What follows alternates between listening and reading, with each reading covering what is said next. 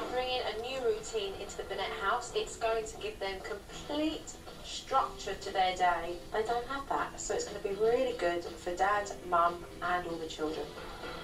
The family routine. All right. We're going to get the children up at a decent time and have them up at 8 o'clock. Between 8:30 and 9 o'clock, we're going to give the kids breakfast. All right? Okay. Between 9:30 and 10:30, we're going to do managed play. 12:30 to 2:30, it's Molly and Michael's nap time. And it's a relaxing time after lunch. You can get on with work and just clear up from lunch, which does mean putting the plates in the dishwasher. Can we do paper plates?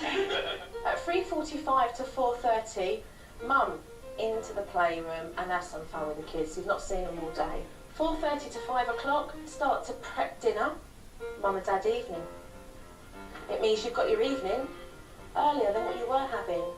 This family routine in place for your household gives you structure, and the children need that. It makes them feel secure because they know what's coming next. It looks like we're going to have them busy enough that it should flow smoother. Brilliant, so let's give it a go as soon as possible. Let's start it rolling. Let's go. I think that the schedule will definitely make things less chaotic for us. If we get more time to spend together at night, I think it would be wonderful, and I am looking forward to that. I just hope we don't create any more twins.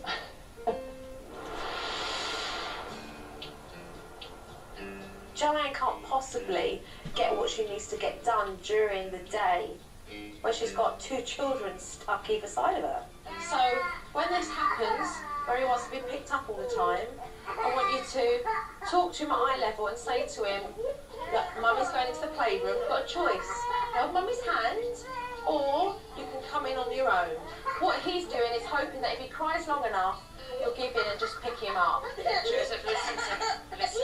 Mommy's going into the toy room. You can walk in. Hold Mommy's hand. You can walk in by yourself. What do you want to do? Okay, so then put him to the side. So put him to the side, and then take Molly, and we're going to the playroom. And then take Molly by the hand. Move him out the way. Hold Mommy's hand. Okay, so Mummy, go. We're going to the toy room. They'll follow you through. When Joseph started crying, the first thing I wanted to do was pick him up, and it was absolutely breaking my heart and the most difficult thing I've done in a long time. So, with him realising that you're not going to be picking him up 24, you put him into the playroom because you want to play with him, okay? So it's say, let's go and get you toys then, let's play together. Okay? Joseph? What toys do you want to play with? Doesn't want to, so he's not listening to you, okay? So he's thinking, how come now Mum doesn't want to pick me up when it was okay before?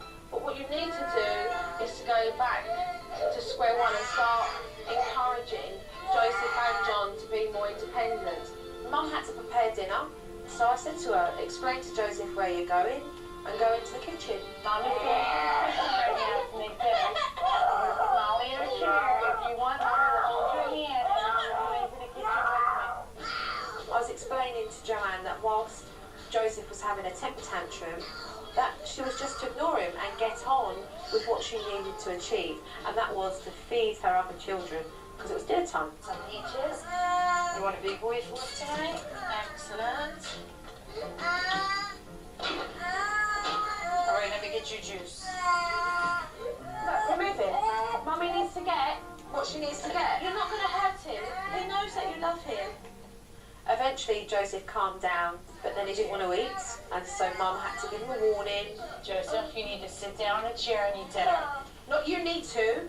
Okay, this is what we're doing, Joanne. All right?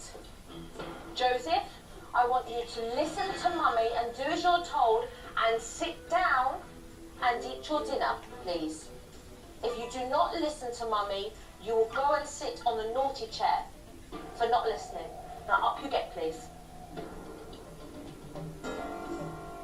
So, I explained to Joanne the naughty chair technique. She went to put him on it, and he went mad. So he went on the chair to move away. Look, look. This is temper. Joseph, you didn't listen to Mummy. No, you stay here, please. You stay there. trust Joe in the situation, but I find it difficult to have someone else discipline my kids. I need to know what you're feeling and why.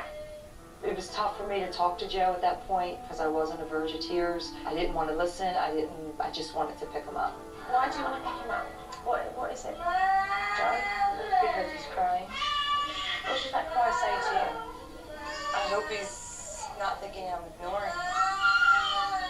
I just think if I was to pick him up for a couple minutes, he would be okay.